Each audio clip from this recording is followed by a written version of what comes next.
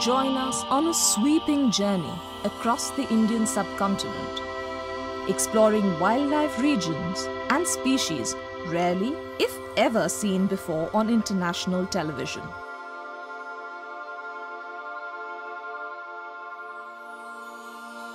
With conservation tracts getting increasingly fragmented in India, human beings and wildlife are on an inevitable collision course. As human beings, we find it more fascinating when a tiger attacks a man riding atop an elephant than a sambar deer in the forest.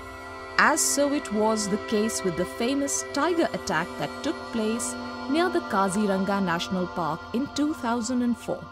A female tigress had strayed away from the safety of the adjacent national park and into village cultivation. Her cubs and she had to be rounded off and taken back to the safety of Kaziranga. Elephants with mahouts atop them were deployed to do a haka and beat the tiger family back to the forest. Instead, the tigress felt threatened and sensed danger to her cubs.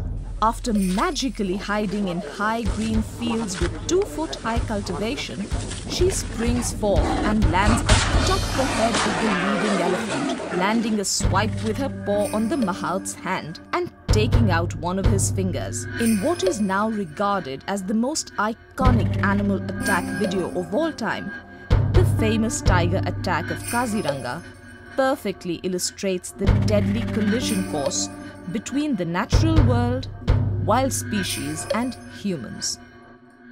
In India, it is thus difficult for us to see the natural world in isolation, but as a part of our human lives and living environments. Oftentimes, the natural world and humans have managed to find common ground and live in harmony.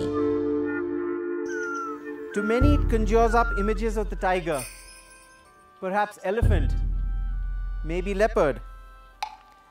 But none of those fascinate me quite as much as some of the lesser known species, those scantily recorded, not often photographed, not often given attention to, the less known but as much, perhaps more interesting species.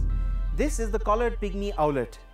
Now, the collared pygmy owlet inhabits these middle Himalayan forests of Uttarakhand in the western Himalaya at 7,500 feet altitude, and it has an extensive range from here, from the western Himalaya through the eastern Himalaya, Bhutan, Arunachal, all the way through China, Taiwan and even Borneo.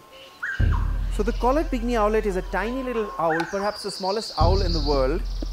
It's just under 6 inches tall and about 60 grams in weight.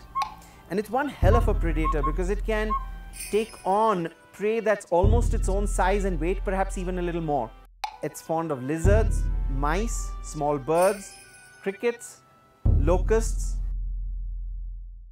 We are seeing daily rainfall here, and the collared pygmy owlet loves this kind of habitat here: mixed oak, broadleaf, rhododendron forest with a scattering of deodar, the Himalayan cedar, and a range of other middle Himalayan trees. Now, the collared pygmy owlet here is not active by night as much as it is active by daytime. So it's diurnal and crepuscular. Crepuscular means it's active at sunrise and sunset, so during twilight. This collared pygmy owlet hunts around in these forests for its prey, and this year we actually found a nest of the collared pygmy owlet, which is a very rare occurrence. It was situated about 8 feet up from the ground in the hollow of a tun tree. The tun is a local Himalayan tree, Citella tuna, and it was in a hollow of the tree which was obviously previously excavated by a barbet or a woodpecker, and the chicks inside were being fed by lizards and mice. And we photographed the food being brought in by the parents. We didn't disturb them. We sat in a hide next to the nest and filmed the food being brought in. The collared pygmy owlet has a wonderful little call and sits up lonely on a tree, often for lengths of time during the day, making its call, and the sound carries for kilometers. Goes somewhat like this.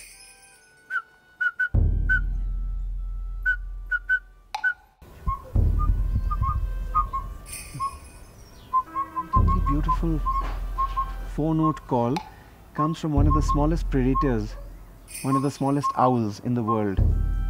And every time it stops calling, I call back to it and it starts over again.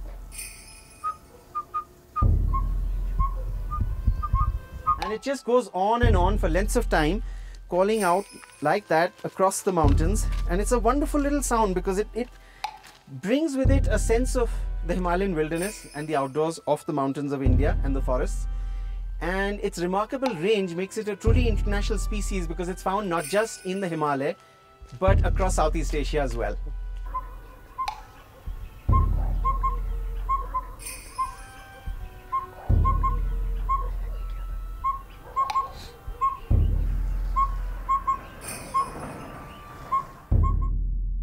Snow leopard and prey take a deadly tumble off a 400-foot cliff. First time ever footage of a snow leopard making a kill.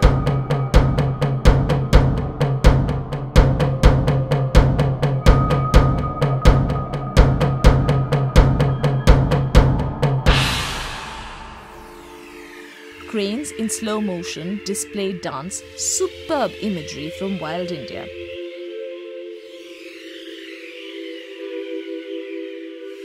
In keeping with our aim of bringing to you the widest range of experiences from across India, both good and bad, beautiful and ugly, we have found yet another rare story. In a remote and forested mountainous corner of Arunachal Pradesh, in the northeast of India, villagers from the Adi tribe get together on a cold winter day each year to head out on a community hunt. They are after a small species of pipistrelle or bat that lives in a cave deep in the forest. The festival is also seen as an opportunity to bring the tribe together and for them to bond and reunite.